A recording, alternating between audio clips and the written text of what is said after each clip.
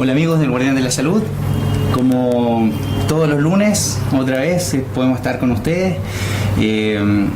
Bienvenidos a esta nueva edición del Guardián en Vivo. Esta vez hablando de un tema que realmente es preocupante, es una estadística creciente, es una enfermedad que le aqueja a un montón de chilenos y bueno, lo vamos a conversar hoy en día con nuestra naturópata holística y editora del Guardián de la Salud hace ya varios años. Ya, de pasadita también es mi esposa, pero eso es un detalle aparte, que nos va a conversar acerca de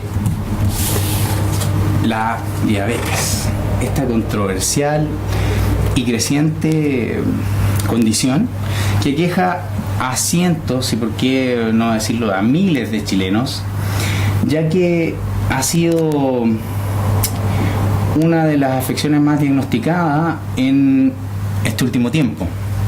Bueno, queremos saber, digamos, de parte de Ruth Modra, que es también hija del fundador del Guardián de la Salud, como su secretaria y traductora personal. Pasó muchos años hablando e investigando junto con él de este tema. Bueno, hola Ruth. Hola. Cuéntanos.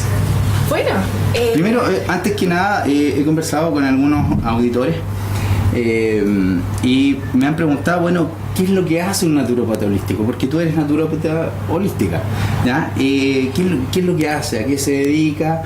Y más o menos, ¿qué cosas, digamos, has podido averiguar y cuál es la visión desde el punto de la naturopatía?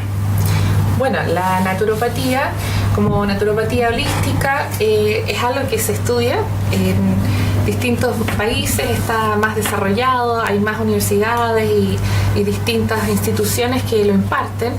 Y básicamente la naturopatía estudia las terapias naturales. Es un conocimiento general, amplio de lo que significa la salud natural y las terapias naturales, y cada uno también se va especializando en distintas áreas como homeopatía, como acupuntura o medicina china, y pasa por distintas terapias como reflexología, iridología, nutrición, dietética, suplementación, masaje de pasada. Y cada uno también se va especializando, como le dije, pero la naturopatía en sí es el estudio de las terapias naturales como un conjunto, por eso se llama holístico. Ok, entonces, digamos que ocupan como herramienta una variedad amplia de terapias, no es que sean terapeutas simplemente iridólogos, ¿ya? Que no. Muchas veces se confunde, digamos, el concepto, sino que es una rama de lo que ustedes estudian y que posiblemente se pueden especializar en ello, digamos. Claro, sí, se estudia la iridología y se aplica como una herramienta de evaluación y de diagnóstico del organismo, ya que se refleja en el fondo todas las ramificaciones nerviosas a nivel del iris. Pero en el caso de la diabetes se pueden aplicar 1000 distintas terapias. El tema es que el enfoque de cualquier enfermedad, y en especial la diabetes, es en relación a un todo. Se ve al ser humano y la persona enferma en vez de una enfermedad. Así que se toma otro punto de vista de todas maneras.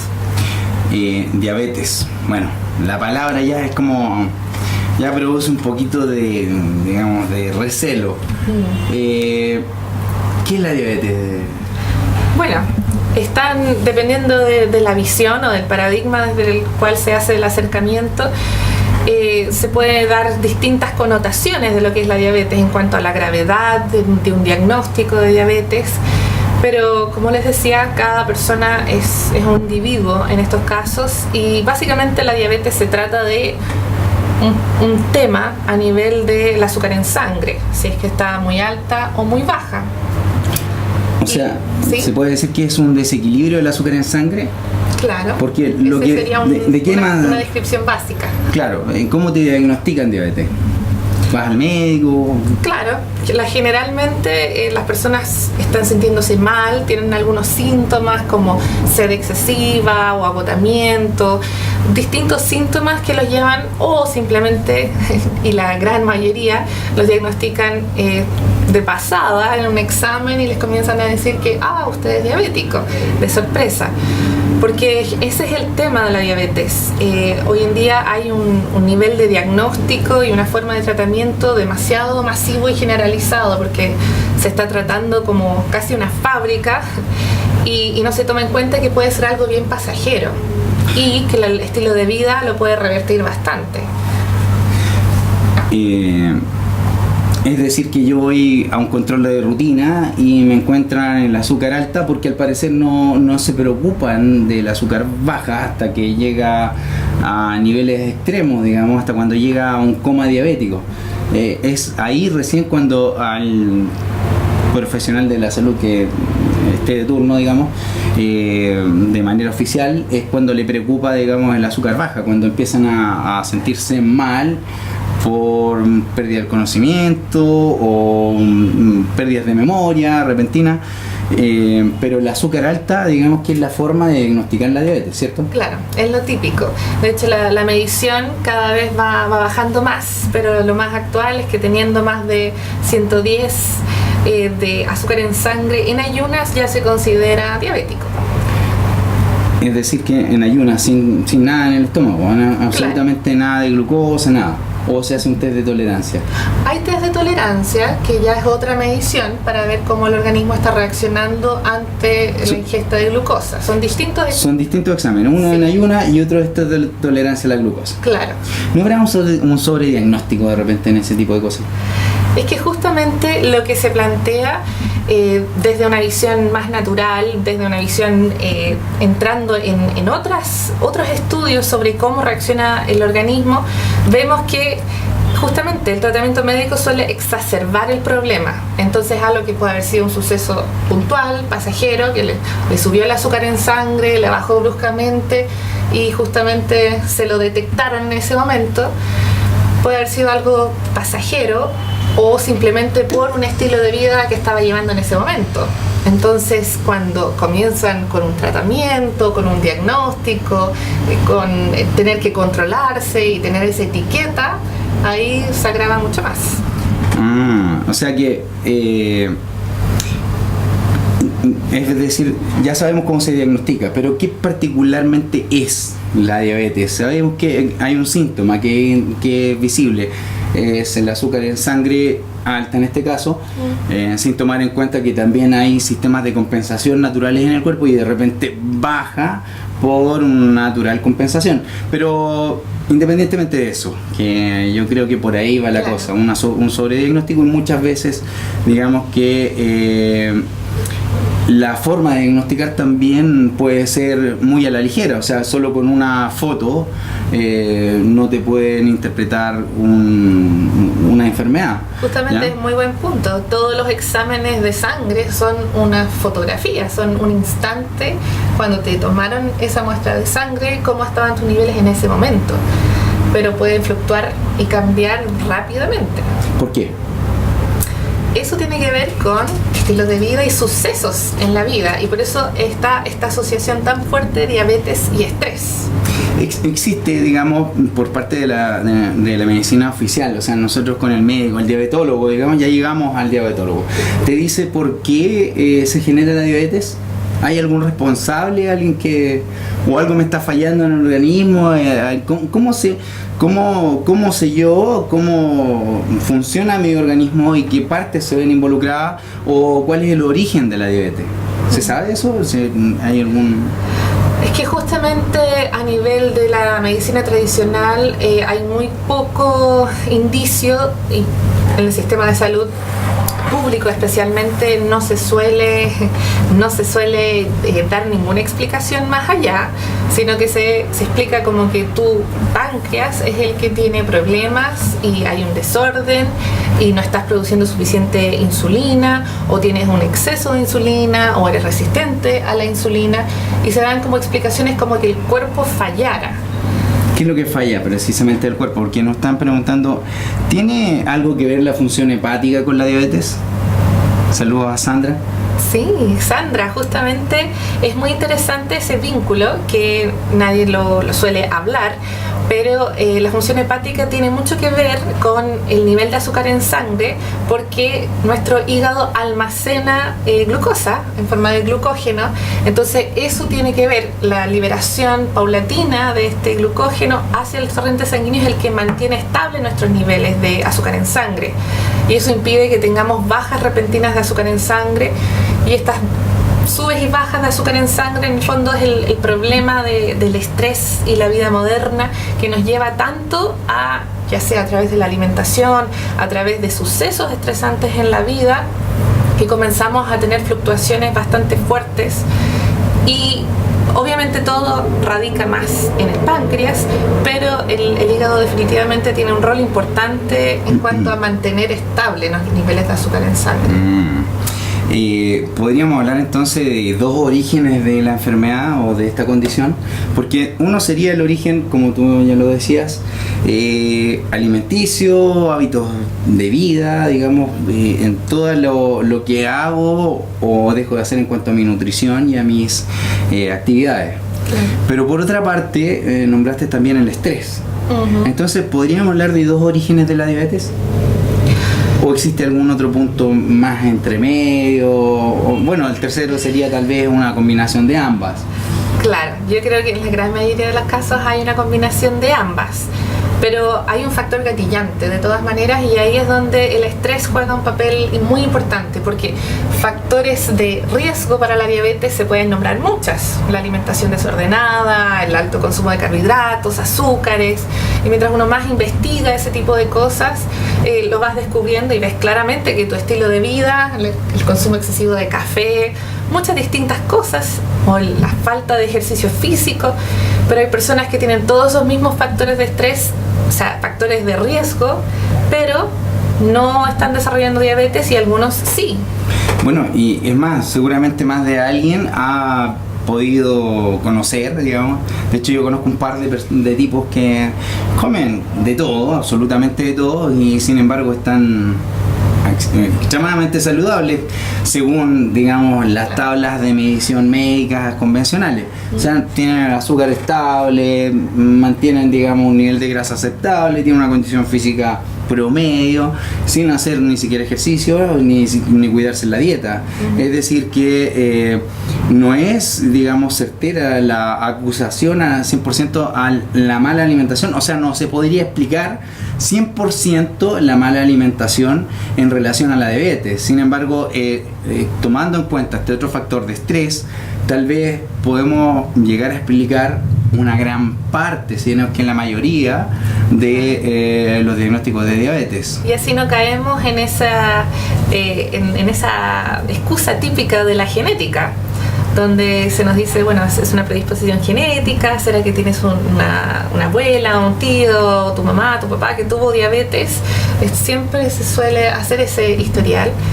Y aunque existan predisposiciones genéticas que se puedan estudiar y ver, existe algo muy interesante llamado epigenética, que es el que regula. En el fondo se descubrió que los factores ambientales están regulando cómo se va a manifestar esa genética que cada uno tiene. Entonces no es una excusa muy válida irnos por ese lado, sino que el estrés tiene una explicación mucho más interesante como factor gatillante.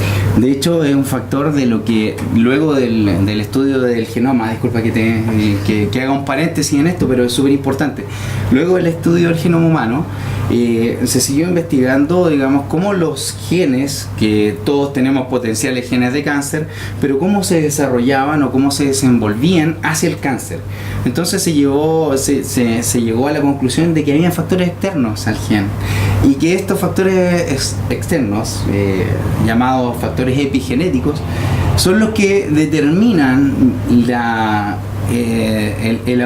cuando aparece este factor genético de cualquier enfermedad. Entonces, dentro de estos factores que me llamó mucho la atención al ver varios documentales y leer algunos textos al respecto de epigenética, que algunos de estos factores eran justamente el estrés. en cómo te enfrentas a la vida y en la sociedad donde te enfrentas a la vida. Claro, justamente esa respuesta tan básica como luchar o huir.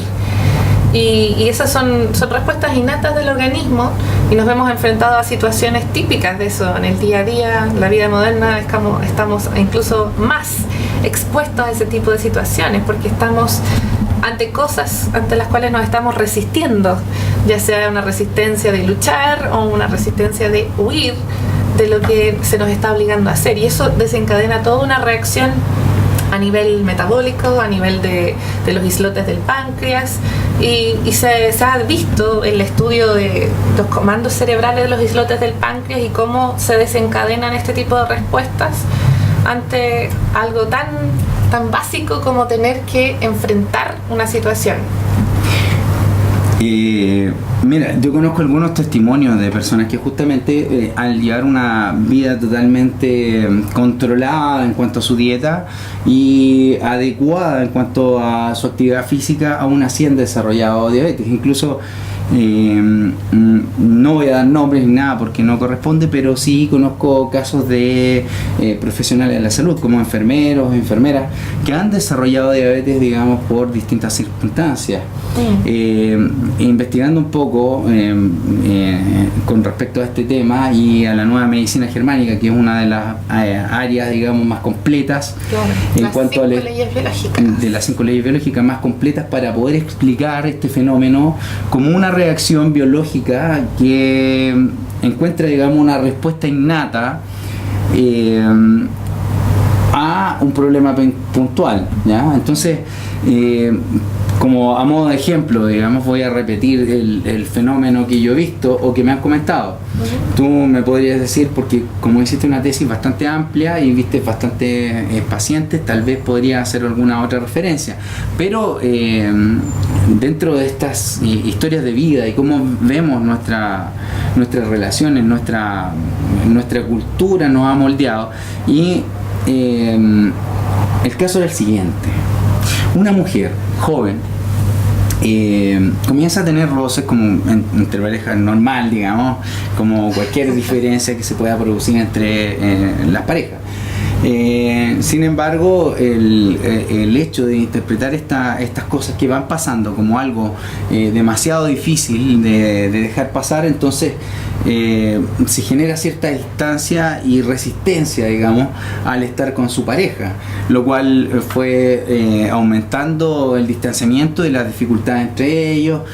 Se fueron peleando de a poco y además estaba como esta resistencia, el no querer estar con esta persona, y empezó a tener problemas de azúcar muy alta en sangre, entonces se empezó a sentir mal, me pasó directamente de su casa a hacerse exámenes, lo cual era obvio, el azúcar estaba por las nubes porque se estaba enfrentando a algo que tenía que hacer, estaba obligada a hacerla, pero tenía miedo, se resistía a hacerla porque no quería estar con él. Sin embargo, con un tipo grande, voluptuoso, qué sé yo, fuerte, entonces era una situación bastante contradictoria, por así decirlo, lo cual a ella le provocó un alza de azúcar bastante alta, y examen tras examen, como tenía la facilidad de hacerlo porque trabajaba en un hospital, llegó al punto en que le dijeron: tú tienes diabetes, tómate estos fármacos. Comenzó con uno, que es la famosa metformina, luego la glibenclamida,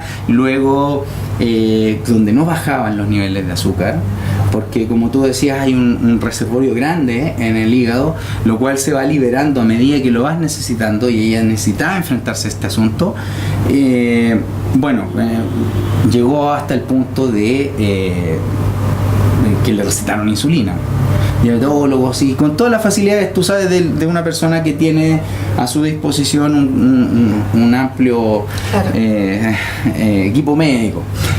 Y bueno, esta persona, dentro de su evolución de la enfermedad, por un lado, da solución, da un corte, da eso que le daba tanto miedo hacer, que era terminar con esta relación difícil, complicada, y resulta que el hecho de terminar la hizo relajarse en extremo. Esta persona obviamente no dejó de tomar nunca metformina ni glibenclamida, o sea, estaba con 2 fármacos más el uso de insulina. Entonces, cuando iba de camino a su trabajo, tuvo un desmayo, o sea, casi en el hospital. Lo bueno es que como estaba ahí, pudieron atenderla rápidamente.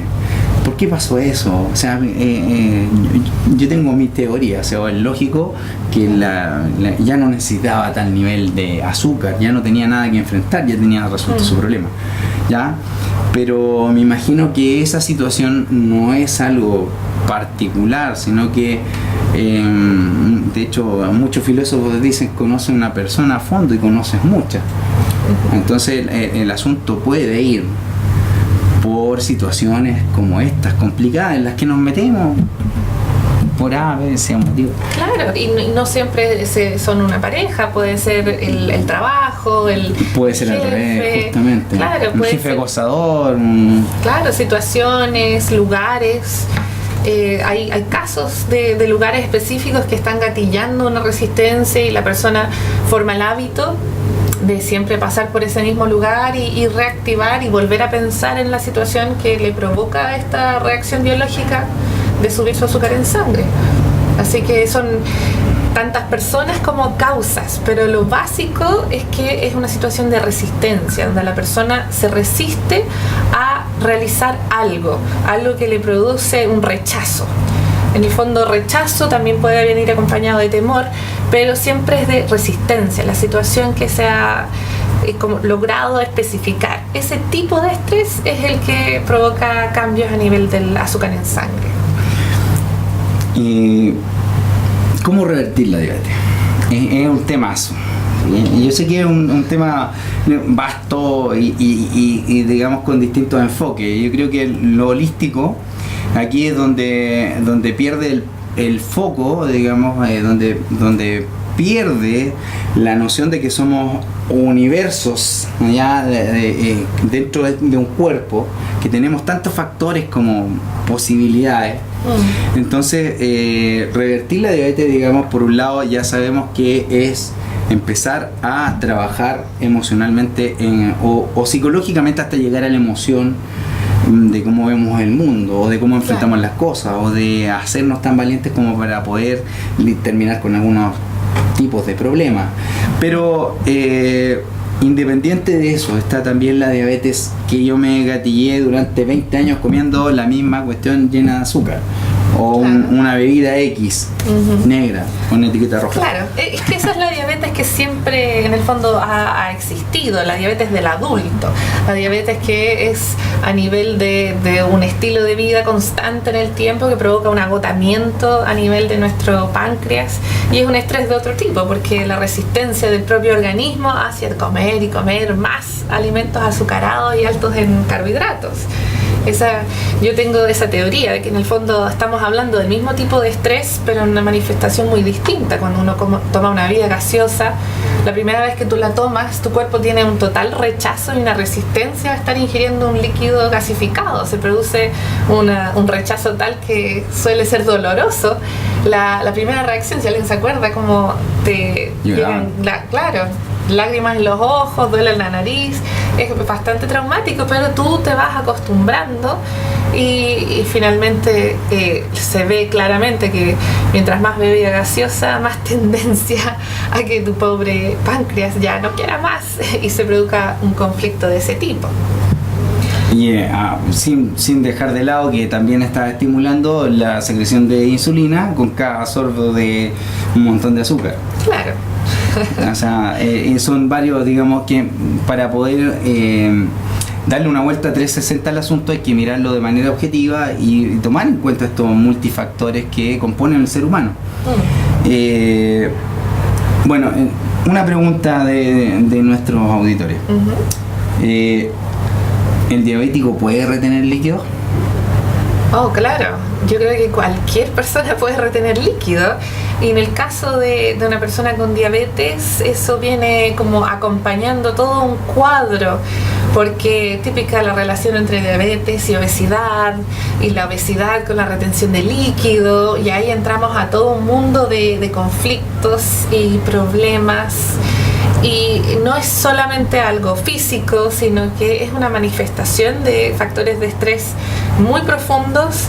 Y en esta sociedad moderna vemos que la mayoría de las personas que se creen gordas, de hecho, tienen retención de líquido como muy pronunciado. Y cuando logran solucionar ciertos conflictos y disminuir ciertos niveles de estrés, la manera en que básicamente se desinflan al eliminar líquido es bastante impactante. Los cambios que se pueden lograr a esos niveles. Yo creo que hacer un cambio de estilo de vida, de alimentación, es un paso hacia disminuir el estrés. El estrés es un tremendo tema, ¿eh? Es como, ¿quién está libre de estrés? Tal vez por eso, por un mundo cada vez más acelerado y por, digamos, tener que hacer cosas que no quisiera hacer en un mundo más relajado, en un mundo ideal, como la canción. Tal vez es uno de los factores más, digamos, aplastante, porque como que es como el sol sale todos los días para todos, también sale el sol y salen las obligaciones, incluso hay personas que digamos no llegan a cumplir con esas obligaciones de ser un proveedor, por ejemplo, y tienen que trabajar de noche. Tal vez ese tipo de cosas va promoviendo aún más estrés por cumplir lo que, digamos, tenemos que cumplir en algunos casos, y en algunos casos como por metas autoimpuestas, ya sea por consumismo o competitividad. Es que eso es lo alentador también de todo esto, que el estrés en sí es algo que depende cómo afecta a cada persona, porque en el fondo el estrés es la forma en que tú estás reaccionando ante los sucesos que te rodean, pero depende de ti cómo tú vas a lidiar con eso, cuál es tu forma de reaccionar y qué es lo que vas a hacer al respecto para ir cambiando tu forma de ver las cosas. Es decir, que puedo hacer las mismas cosas pero verlo de otra manera. En algunos casos depende en realidad si realmente para ti eso es una solución, porque hay situaciones que por más que les des vueltas, tienes que hacer algo más concreto para solucionarlo. Si no, es mucha psicología y uno puede autoconvencerse, pero eso no va a cambiar tu reacción biológica. Es que entonces hay una diferencia entre el convencimiento psicológico y una reacción biológica. Claro, sí.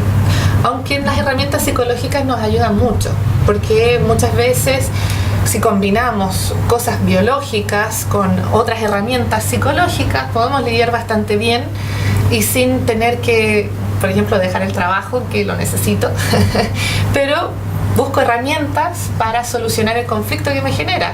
Mi trabajo me genera una lucha, entonces voy al gimnasio o hago algún tipo de boxeo o algún tipo de actividad física que me implica poder luchar contra eso, que no tengo otra forma de luchar contra ello. Me imagino que el trabajo debe ser uno de los puntos más estresantes para muchas personas. Entonces puede ser que yo cambie mi visión del trabajo por, en vez de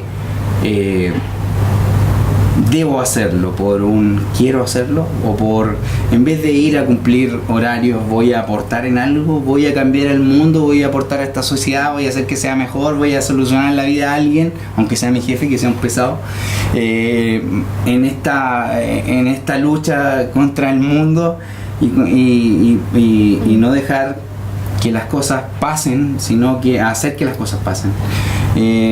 Un poco filosófico lo que dije. Es que justamente depende de cada persona acá, porque dependiendo de tu forma de lidiar, si tú logras un cambio de ese tipo a ese nivel profundo, claro, vas a disminuir el conflicto. No creo que lo soluciones así, pero puedes disminuir como la gravedad y cómo te afecta el conflicto que estás viviendo, porque es una realidad y no lo estás solucionando, pero puedes disminuirlo y controlarlo. Por eso, cuando vemos tantas estrategias tan simples que no se meten en todo este rollo biológico, psicológico y de las causas gatillantes del estrés, pero simplemente te ayudan a cambiar tu estilo de vida, te implementan ejercicios, horarios de comer, te ordenan, y eso te baja muchísimo tu nivel de estrés y te cambia tu enfoque en la vida porque estás enfocado en cuidar de tu organismo. Eso mismo ya estás generando un cambio y estás disminuyendo el estrés y consumiendo distintas cosas naturales, alimentos, suplementos que están ayudando a equilibrar. Entonces, aunque no estés solucionando del todo el problema, logras controlarlo y llevar una vida sana y sin los efectos secundarios de tantos fármacos. Bueno, el tema de los fármacos es algo súper controversial. Yo creo que vamos a tener que hacer un buen paréntesis con eso. Pero para terminar con el tema, creo que esto me hace mucho sentido porque muchos de los conflictos de diabetes, digamos, que yo he investigado un poquito más en cuanto a una rama que me encanta, que es Nueva Medicina Germánica, que el establishment lo odia, pero es muy explicativo, muy claro y muy conciso, porque hay 5 leyes que son leyes, o sea, son como se repiten en cada uno de los casos. Entonces no vamos a salir mucho en la discusión y no vamos a ir a diferentes tipos de estrés, sino que hay tipos de estrés que causan una reacción biológica porque es la mejor salida al problema que está sucediendo o lo que estoy interpretando. ¿Ya? Entonces, muchos de esos problemas ya pasaron, ya sucedieron y me están persiguiendo. Como tú decías, puedo pasar por un lugar o puedo ir a mi casa y resulta que, no sé, viví algo que, no sé, viví, por decir algo que creo que digamos, lo tengo como alguno de los casos que hemos podido constatar. Por ejemplo, un abuso o alguien se propasó con una persona cuando era niña. Esta persona sigue, digamos, repitiendo el patrón y obviamente se graban en el inconsciente todos los factores ambientales, físicos, el lugar, la temperatura, la humedad del ambiente, la velocidad del viento. O sea, nosotros tenemos barómetros y todo tipo de instrumentos incluidos dentro de nuestros factores sensoriales extremadamente precisos, ¿ya? Pero resulta que el recuerdo va generando una resistencia a la situación, aroma, al ambiente, al ambiente, y se van produciendo alzas de azúcar que son inexplicables muchas veces, lo cual puede ser solucionado sin llegar al origen del conflicto. Es decir, como tú decías, enfocándose y buscando la solución, o mejor dicho, no una solución, porque el pasado tú no lo cambias, pero sí puedes cambiar de aquí hacia adelante. Y es ahí muchos de los grandes problemas que tienen las personas, que no, digamos, no sabiendo todo esto, tampoco podrían plantearse algo como muy concreto, porque requiere de mucho trabajo, digamos, psicológico, concentración, y ver qué es lo que quiero de aquí en adelante sin que me afecte el pasado. Y creo que si alguien lo logra hacer así concentradamente y cambiar y proyectar su futuro y empieza a trabajar en esa dirección y empieza a avanzar, aunque sea un poquito en esa dirección, empiezan a cambiar sus respuestas biológicas. Claro, de todas maneras, sí. Es que en el fondo es tomar conciencia. Eso es una herramienta súper importante, y por eso tratamos de incorporar el tema de la diabetes, como enseñando las partes biológicas en esta primera revista que sacamos de soluciones, y también en la edición número 10 que hablamos de diabetes y estrés y indagamos más en las reacciones de estrés en el organismo. Pero básicamente, si tú tomas conciencia de cuáles son las cosas que a ti te están estresando, que te están gatillando, ya el hecho de saber que son gatillos en ti te ayuda a que vayas buscando la forma de disminuir como la masa conflictual o la gradiente, cómo te afecta ese conflicto. Consulta de María Elena, nos escribe por Facebook y dice: ¿tiene algo que ver la calidad del sueño con la diabetes? Definitivamente en la recuperación de la diabetes la calidad del sueño es clave. Bueno, yo diría que en cualquier problema de salud la calidad del sueño es clave, pero específicamente en diabetes, como está tan relacionado a esta actividad del sistema nervioso, cuando se logra equilibrar el sueño y tener un sueño más constante y uno comienza a hacer cambios en su estilo de vida para lograr conciliar un buen sueño, evidentemente que todo este proceso de recuperación y de volver a equilibrar el azúcar en sangre toma muy buen camino. Siempre y cuando no se ocupen fármacos que potencien el sueño y obviamente se ocupen en conjunto con aceleradores del metabolismo de la glucosa, como por ejemplo la insulina. O sea, puede ser fatal el hecho de consumir insulina y un somnífero. O sea, puede bajar el azúcar tan repentinamente como, digamos que si al mismo tiempo estás durmiendo, o sea, puede ser fatal. Es decir, cuando hay diabetes ya declarada, denominada y medicada, es de cuidado con cualquier cosa que te puedas automedicar o incluso medicar, porque a veces como tratan al ser humano como por partes, vas a un médico para una cosa y después vas a otro médico por otra. Entonces la combinación de fármacos, si no hay una correcta lectura de lo que está pasando, puede ser fatal. De hecho, de los fármacos que son mortales, ¿ya? Como en realidad hay muchos, pero de los que son de uso más común y a diario, uno de ellos es la insulina. O sea, una persona se puede morir fácilmente con una sobredosis de insulina, ¿ya? Lo otro es los diuréticos, que también es de venta libre y muchas veces recetado, y pueden comprar los que quieran y a montones, y obviamente también te puedes morir por una sobredosis de diuréticos, ¿ya? Entonces el tema de los fármacos, sobre todo cuando hay medicación de por medio, es súper complicado. O sea, lo pone en un riesgo más allá, yo diría, que una mera subida de azúcar y un malestar, claro, digamos, muchas veces tolerable. Es que esa es una de las labores más centrales de un naturópata hoy en día. Cuando viene alguien, es típico que ya viene de vuelta, ya está lleno de fármacos y ya se dio cuenta que todas esas pastillas no le están haciendo bien, le están empeorando y le están dando una pastilla para combatir el efecto de la otra pastilla, y ya es mucho.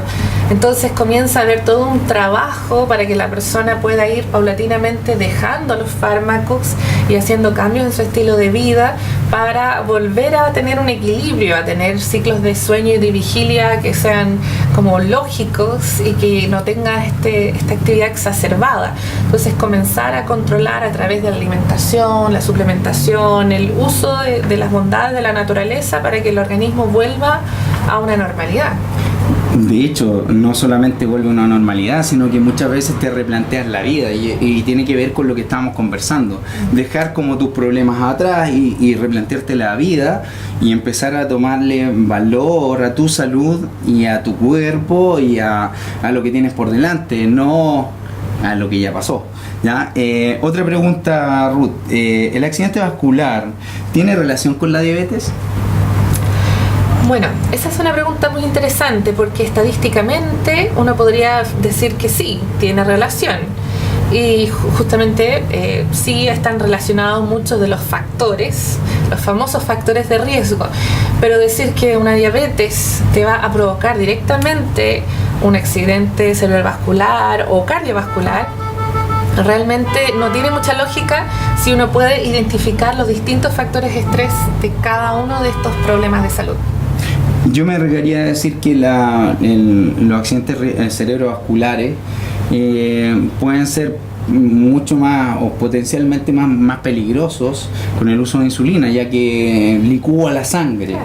¿Ya? Entonces un derrame cerebral, no un coágulo, digamos, pero un derrame cerebral puede ser mucho más perjudicial al momento de estar usando insulina, ¿ya? Y además cuando es mucho peor, obviamente, cuando se ocupan otros fármacos que limitan la cantidad de azúcar en sangre. Recuerden que por más que circule la glucosa, es muy poco lo que se puede aprovechar, porque los fármacos no es que limiten la cantidad de azúcar en sangre, sino que bloquean la capacidad de metabolizarlo. Es súper dañino. Tal vez podemos hablar es invasivo, aquí, justamente. Tal vez podemos hacer un paréntesis de lo que son los fármacos utilizados, ¿ya? Probablemente con muy buena intención, pero si uno lee un prospecto cabalmente de lo que es una metformina, una glibenclamida, que tal vez no lo han leído, por favor léanlo, abran la cajita y lean detenidamente todos sus efectos. Lo mismo es lo que digo con las vacunas, porque el fabricante, yo encuentro que hasta cierto punto actúa de forma ética, porque claro, publica los estudios que ha realizado. Entonces, ojo con eso, que a veces simplemente estoy tratando un azúcar en sangre alta, pero venía tratando otra enfermedad, y resulta que el fármaco que estoy tomando para bajar la hipertensión o el colesterol, más el fármaco que me dan para bajar la azúcar en sangre, entonces me produce un verdadero colapso. ¿O no? Sí, ya estamos hablando de problemas que son causados por una exacerbación médica, en el fondo. Ya entramos a la iatrogénesis, donde los mismos fármacos y el tratamiento médico que se está siguiendo está empeorando la calidad de vida y la salud general, y causando efectos secundarios y cruces, interacciones entre ellos. Son un verdadero cóctel de tratamientos. Así que lo básico es tratar de ir desintoxicando el organismo y que se pueda ver el cuadro que está debajo, a ver qué fue lo que gatilló esto y cómo se ha ido desarrollando y cómo puedo salir de esto y volver al equilibrio en mi organismo. Pero si hay muchos fármacos tapando todo esto, no vamos a llegar muy lejos. No, yo creo que el problema más grave de todo esto es que hay un paradigma, o sea, que se supone que somos una especie de máquina que de repente falla, que le falla el páncreas, y que resulta que de ahí en adelante se produce una falla en el tablero que hay que mejorar. Entonces hay que ir y tratar de echarle un aditivo, digamos, al aceite para que no genere digamos, un exceso de humo, si ese fuera el problema, ¿ya?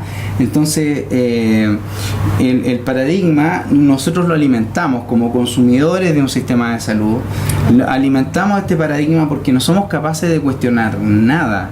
De hecho, yo sin meterme mucho en el tema, por un tema tal vez de tiempo, que muchos pueden tener ese tipo de razonamiento y con justa razón porque trabajan mucho, entonces no investigan un poco más acerca de los fármacos o del tratamiento que le están dando y ¿para qué decirlo? O sea, mucho menos preguntarle al médico, porque lo que te dicen no es, oye, yo estudié 15 años, ¿quién eres tú para cuestionarme? O sea, la respuesta, yo lo he visto, es un poco peyorativa, tal vez porque también están estresados y están bajo el mismo sistema, quién sabe cómo tienen el azúcar en sangre ellos también, o sea, también son personas, y no es mi crítica hacia ellos, sino que tal vez es justamente el sistema que por una inactividad o por desinformación seguimos alimentando.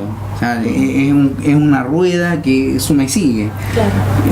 Bueno, siempre llegamos a lo mismo.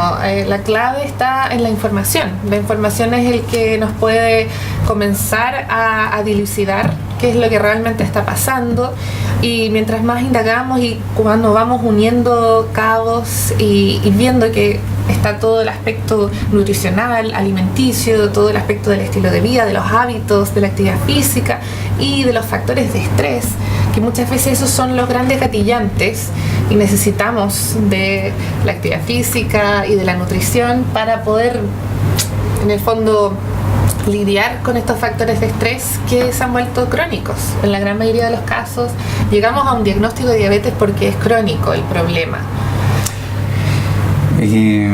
Justamente es crónico porque también, o sea, estamos bajo un cierto digamos, estilo de vida sociocultural, hay muchas cosas que son tabúes todavía, somos, digamos, entre comillas, queremos ser más liberales, pero al mismo tiempo somos muy todavía tenemos muchos temas tabú, entonces hay mucha cosa que en realidad estamos solapando en una cultura que de a poco se ha ido abriendo e informando. ¿Ya? Yo creo que la apertura de mente, digamos, debería partir por nosotros y a ser asequibles a la información y al cuestionamiento. O sea, lo ideal es que tanto a mí como a ti, como naturópata, nos cuestionen lo que hacemos. Y es normal y es de libre, digamos, disposición de las personas. No somos dioses, pero asimismo, como nosotros no somos dioses que imponemos cosas, bajamos con la información del monte de Sinaí con órdenes para todos los seres humanos, los médicos tampoco. O sea, tienen un historial, digamos, de equivocaciones porque son, digamos, a pesar de que ocupan mucha tecnología y ciencias, lo que hacen es juntar todo esto y hacer lo mejor posible, en algunos casos cuando no se lo imponen como un protocolo. En estas vías de información que le estamos sugiriendo, la revista, en las distintas ediciones que hemos compilado, respecto a eso, son médicos también que después de intentar y de ver los resultados de este tipo de tratamientos, han visto que tenemos las dos ediciones, que no están teniendo los resultados esperados, que ellos no están logrando mejorar y en el fondo realmente tener un cambio. Entonces comienzan a indagar, investigar, teorizar y probar, atreverse a probar cosas que no están haciendo ningún daño y ver los resultados en sus pacientes, darse cuenta que el 80% de las personas que hacen un cambio en su estilo de vida están logrando detener y revertir la diabetes. De hecho, yo quería hacer también potenciar un poquito la respuesta a la persona que hablaba de el sueño. Lógico que lograr un sueño reparador, profundo, es parte siempre de la recuperación, pero para ello también tenemos que, digamos, poner la contraparte, que es también hay que tener una actividad un poco agotadora y enérgica durante el día. Por lo tanto, el ejercicio siempre es una terapia, siempre es una terapia, inclusive preventiva. ¿Por qué? No solamente porque me va imponiendo retos y me va haciendo evolucionar, lo cual me mantiene psicológicamente estable, sino que también me plantea un equilibrio de la forma natural en la que deberíamos vivir una actividad vigorosa durante el día, ¿ya? Pausas obviamente, y luego un descanso reparador por la noche, que es lo que pasaría si estuviéramos en el campo viviendo de la agricultura y picando leña porque no había gas de cañería hace muy poco tiempo atrás. O sea, en el fondo la vida ha cambiado mucho y el ser humano es muy cómodo y se ha ido poniendo cada vez más sedentario, y obviamente ese sedentarismo no es una condición natural y no es para eso, digamos, que estamos programados biológicamente. ¿Ya? Entonces siempre es una buena herramienta el ejercicio. Es un tipo de solución. Es un tipo de solución, como tú lo dices. Estoy logrando luchar o huir del conflicto que me está afectando. Si quiero huir de alguien, corra, ¿cierto? Claro. Si quiere luchar con alguien, haga una disciplina, luche. Vaya a clases de MMA o haga, no sé, un levantamiento de pesas. Hoy en día la oferta de gimnasio ha ido diversificándose y haciéndose cada vez más entretenida, variada. Hay lugares para bailar, para correr, para saltar, o sea, hoy en día es amplísima la gama de cosas que puedo hacer. Puedo también hacer trabajo controlado, relajado, pilates y cosas por el estilo. El tema es usarlo con ese propósito, darse cuenta que es parte de tu terapia y en el fondo es algo que te está ayudando para sanarte, para lograr un equilibrio y lidiar con los factores de estrés que día a día te están afectando en tu nivel de azúcar en sangre. Bien, más preguntas. Hagan sus preguntas, participen, comenten, ya nos queda poco del programa y bueno, yo quiero hacer un paréntesis también, invitarlos para el próximo lunes, porque tan controversial como este tema, digamos que diabetes puede ser Una de las principales enfermedades crónicas o condiciones crónicas, que yo prefiero decirle condición crónica, que se manifiesta tanto en la población chilena como en el mundo. Claro, pero de Chile pero se la supone principal, que es el 10% de la población. 10%, imagínense, casi 2 millones de personas, según, no sé, el censo. Pero tampoco para confiar, pero bueno. Pueden ser 2 millones de personas, si es el 10%. ¿Ya? Es muchísimo, es alta la cifra. Y otro de los temas súper controversiales y la causa número 1 de muerte en el mundo, según también otras estadísticas, es la enfermedad cardíaca. Próximo lunes estaremos con Rodrigo de Castro, autor de este libro, que es bastante aclarador desde el punto de origen de toda la información oficial que se transmite acerca de las causas de los eventos cardiovasculares, ¿ya? Especialmente estaremos hablando de la hipótesis lipídica, ¿ya? Del colesterol como responsable de todas las tragedias cardiovasculares del mundo, estadísticas y consensos médicos. Es un libro súper interesante. El que lo tenga o el que se lo pueda conseguir, y que me digan por favor dónde lo consiguieron, porque es un libro escasísimo, ¿ya? Pero muy bien fundamentado. Rodrigo de Castro se dedica a hacer una investigación a fondo, y no solamente se dedica a hacer una investigación acerca de las causas hipotéticas de los accidentes cardiovasculares, sino que también propone varias soluciones, investiga a varios niveles.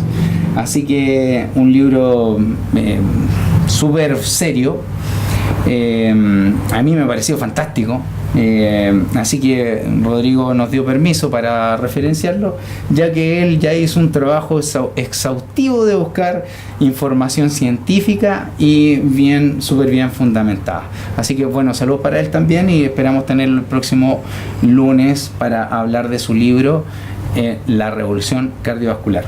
Todos invitados, participen y hagan sus preguntas desde ya. Podemos transmitirlas desde el comienzo de nuestra conversación para ir planteándole las preguntas. ¿Qué te parece, Ruth? Sí, me parece que va a ser un muy buen tema el próximo lunes. Bueno, yo creo que deberíamos dejar la invitación hecha con el material, porque en el fondo todo esto es una invitación a que cada uno se informe más, saque sus propias conclusiones, lea, investigue. Nosotros hemos compilado muchas distintas fuentes, distintos investigadores, médicos de distintas disciplinas, usuarios que han experimentado en sí mismos y han visto cómo a través de estos cambios de estilo de vida, cómo a través del uso y la investigación de distintas leyes biológicas han llegado a realmente transformar su salud y detener la diabetes. Última pregunta. Priscila Murphy, una nutricionista amiga de nosotros. Un abrazo, Priscila, nuevamente participando, gracias. Dice, ¿qué tipo de hierbas sensibilizan la insulina para que cumpla su función? Muy buena pregunta. Bueno, hay hierbas que tradicionalmente se usan con muy buenos efectos en diabetes, pero aquí me gusta volver siempre a la base de que cada individuo tiene factores, y el factor de estrés y cómo lo está interpretando esa persona pueden ser distintas las hierbas que mejor le ayuden.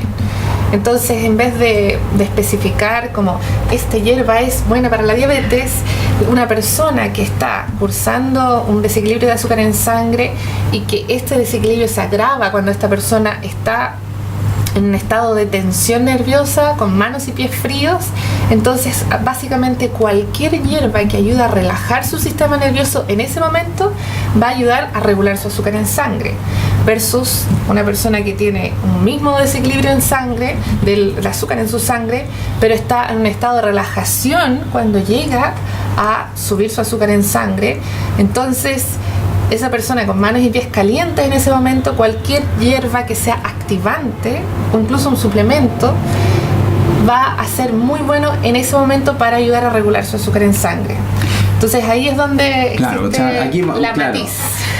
Los matices habría que ver, y justamente como decía Ruth, si yo me voy a enfrentar a situaciones que no me gustan y por ende tengo un alza de azúcar, entonces obviamente necesito algo que me relaje, y relajándome seguro que voy a ver la situación con otra perspectiva. Claro.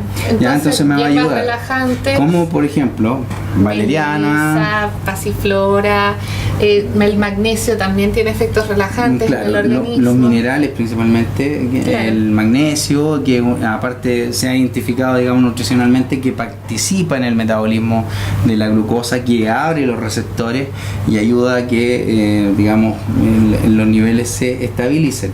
Ahora yo diría que es más por su efecto relajante, sedante, que por su efecto metabólico en sí. Claro. Pero bueno, eso es material de estudio mucho más técnico para poder entrar en los detalles. Habría que ver los documentos como están ahí. Pero de qué sirve, Claro. que es lo principal, digamos, de qué sirve muchísimo. Tanto el calcio, el magnesio, que son minerales que como ayudan a la metabolización de azúcar, Y la famosa también canela, faltan siempre. que justamente tiene un efecto que es bien interesante, el efecto de la canela en el organismo, de hecho, porque es un activante del organismo, pero a la vez también relaja. Y por eso tiene efectos afrodisíacos entre medio, así que es muy bueno en su forma de actuar en el organismo. Es una de esas sustancias que uno no lo puede calificar tan fácilmente, sino que ayuda a tonificar todo el organismo, y por eso es típico que la canela es una de esas recetas, esos secretos. Si vas a comer algo dulce, agrega canela, Sí. para que ayude el metabolismo de los azúcares. Arroz con leche con canela para la noche.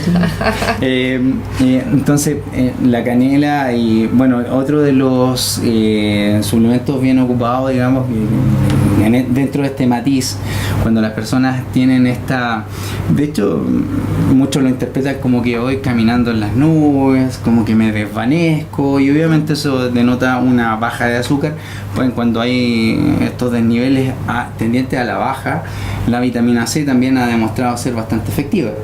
Claro, justamente cuando la persona en su estado de estrés le baja su azúcar en sangre, y cuando se relaja y entra como en un estado de calor y relajación, ahí es donde cuando ocupan vitamina C, la vitamina C, de hecho incluso por gramo de vitamina C se puede ir disminuyendo las dosis de ml de insulina.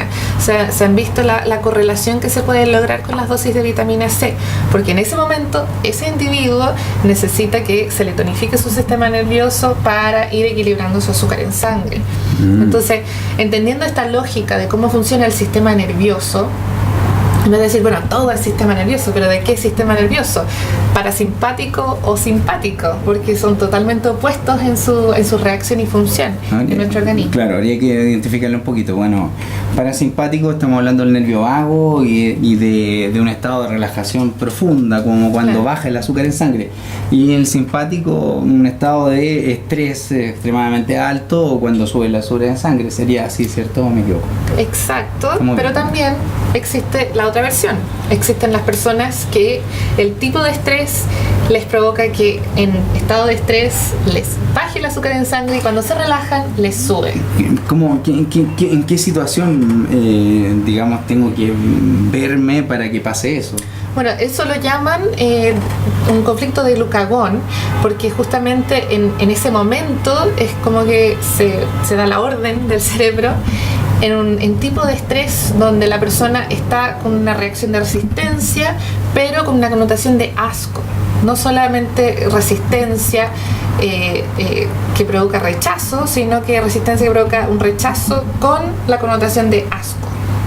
Entonces, Sí, esa es la sensación de salir del cuerpo. Exacto, ¿cierto? de Una huir. sensación extracorpórea, de huyo a tal nivel que no siento mi cuerpo. ¿Eso? claro, o sea, la versión extrema de ese tipo de reacción, si es que llegase a ser muy fuerte, es que la persona se desmaya, o sea, huye de la situación porque Se apaga. Claro, se le apaga la tele, ya, se le apaga la tele. Exacto. Ya. Bueno, Priscila, creo que, para ser un poco más específico, la mayoría de los problemas detectados para diabéticos diagnosticados siempre es del tipo, digamos, más simple, que es cuando es una sensación de me resisto y quiero huir, pero tengo miedo, más que de asco, que es algo más aislado, ¿ya? Entonces, la mayoría de las veces lo que resulta ahí son tanto suplementos como de minerales, como magnesio, zinc, calcio y vitaminas del complejo B también sirven, y como también hierbas relajantes como valeriana, pasiflora y hierbita de San Juan. Lo que sí hay que tener en cuenta es que independiente del momento, cuando sube el azúcar en sangre, siempre va a haber una compensación. Entonces, si tú tuviste una subida de azúcar en sangre cuando te estresaste, cuando te relajaste vas a tener una bajada de azúcar en sangre. Siempre se produce ese efecto compensatorio. Sí, que hay un relajo. Claro, si que llegas a relajarte en algún momento. Claro. Entonces, independiente de los dos casos, siempre uno va a estar en este desequilibrio, esta alternancia. Y lo que se tiene que buscar en el fondo es el equilibrio, que no tengas ni subidas ni bajadas de azúcar en sangre, que vayas detectando cuándo, qué cosas te gatillan la subida, en qué estado estás, qué es lo que te ayuda para equilibrar tu sistema nervioso, ya sea relajarte o activarte si estás demasiado relajado. O sea, buscar el equilibrio. Siempre buscando el equilibrio, siempre buscando, digamos, estar en una condición de día. Obviamente quiere un poco más de energía, porque muchas veces se cae en la condición, digamos, persécula, que es lo que buscan, digamos, establecer los parámetros médicos, que uno no puede tener el azúcar alta por más que le estén apuntando con una pistola en el pecho. O sea, no, porque no es normal, ¿ya? O sea, hay reacciones biológicas ante eso, para, si quieren investigarlo. Claro, el famoso síndrome de la bata blanca. Claro, hay gente que desarrolla, digamos, una adversión al médico, de hecho le desarrollan miedo ante él. Bueno, si el primer palmazo lo recibieron de una bata blanca, por eso le llaman síndrome de bata blanca. Entonces, claro, sube el azúcar en sangre, aumenta el ritmo cardíaco, claro, sube la presión. Por lo tanto, la manera de medirlo, digamos, o sería sin bata o varias veces en el día, tal vez. No llegar y etiquetar a la primera, porque durante el día también hay distintas cosas que van sucediendo y reacciones que voy teniendo. Ahora, si mi reacción es permanentemente a un azúcar alta, bueno, yo creo que ahí ya lo entregamos a un tratamiento, recién ahí. Incluso así, si fuera mi caso, buscaría la alternativa primero. O sea, para mí la última alternativa sería ir y que me digan, usted es diabético, métase esto de por vida. Podría aceptarlo tal vez por un tiempo, como una muleta, tal vez, ¿ya? Es que muchas veces este tipo de diagnósticos también pueden tener un buen propósito de despertarnos y hacernos reaccionar, que tenemos que hacer un cambio, que nuestro cuerpo nos está enviando esta advertencia y que en el fondo requiere que hagamos un cambio más allá de tomar más y más pastillas, que tenemos que tomar con nuestras propias manos nuestra salud y tomar decisiones y hacer los cambios necesarios para lograr estar bien. Llevamos más de una hora conversando de este tema, creo que es muy largo, ¿ya? Es larguísimo. Queremos agradecer la participación de todos nuestros amigos. Tenemos una gran convocatoria hoy día. Agradecerles a todos y en realidad, si quieren que este tema se repita, por favor comenten abajo, y si quedaron con sus dudas, por favor pregunten, no se queden con las dudas. De hecho, ese es uno de los motivos de la diabetes, que hasta en el colegio nos dijeron cállese. Entonces nos quedamos con muchas cosas que queremos resolver. No es que lo sepamos todo y tampoco tenemos la verdad, no nos escuchan a nosotros, escuchen el mensaje, ¿ya? Tampoco tenemos nada en contra de los médicos, sino tal vez en contra del sistema al cual obedecen, en algunos casos, no siempre. Pero no se queden con las dudas, comenten, pregunten. También estaremos, vamos a dejar inmediatamente alguna fecha a posteriori, porque este es un tema larguísimo. Vamos a conversar algunas preguntas que nos llegan también al Guardián de la Salud. ¿ya? La idea es ser bastante abiertos de mente y que todo el mundo participe, porque prácticamente somos tan multifactoriales, ¿ya? Así que esperamos haberle aclarado algunas de sus dudas. La edición tanto número 10 como la número 1 de Soluciones, recuerden que habla exclusivamente de la diabetes, es una selección de lo mejor de los 13 años del Guardián de la Salud, con el tema de diabetes, con temas actualizados. Claro, Ruth, hay también más libros como como detener la diabetes en 25 días. ¿De quién es el libro? De Mike Adams, quien lo experimentó en sí mismo. Sí, y nos dio un permiso para poder hacerlo en este formato. Claro, ¿ya? traducirlo al español y que esté disponible para quienes desean investigar más en profundidad. Quien quiere ayuda con un plan rápido y efectivo, experimentado por el propio autor. Así que aquí tienen el libro, pueden venir por él. Avenida Diagonal Paraguay 491, esquina Alameda, Metro Santa Lucía, frente al Cerro Santa Lucía. Claro, o nos escriben al Guardián. Y también un programa que está basado en la investigación de mi tesis, que es aplicando estos 25 días, pero en un programa un poco más suave y que la persona pueda en el fondo hacerlo a prueba de tontos para ir gradualmente aplicando cambios y revisando que uno no esté cayendo atrás, aplicando los suplementos con más datos prácticos de aquí en Chile, porque está adaptado a este país en vez de la versión directamente estadounidense. O sea, tenemos la versión acelerada y la versión tranquila de como... Claro, más latinoamericana. Claro, la latinoamericana, la versión gringa y latinoamericana de cómo podemos enfrentar o revertir la diabetes, que es una condición más o menos. ¿Por dónde comenzar? Bien, amigos, gracias por la convocatoria, gracias por su comentario, gracias por los saludos. No lo leí, pero muchas gracias, siempre son tan amables. Esto también nos alimenta, nos retroalimenta y nos ayuda a seguir adelante. Y recuerden que los dejo invitados para el próximo post. ¿Ya? Lunes. ¿Qué fecha es el próximo lunes? ¿Qué me ayuda? Seguramente 22, porque hoy día es 15. 22, lunes 22 de mayo, ¿ya? Donde hablaremos de colesterol, hipótesis de las enfermedades cardiovasculares y obviamente también algunas recetas del autor, que como pueden ver es un trabajo bastante extenso, ¿ya? De origen y desarrollo de las causas de enfermedades cardiovasculares. Así que no se lo pierdan, ya estaremos con un tremendo autor, no solamente ha escrito este libro, sino que varios, un investigador muy profundo y muy serio. Ruth, muchas gracias, un tema tremendo, gracias por todos tus consejos. Espero que les haya servido a todos y saludos. Chao.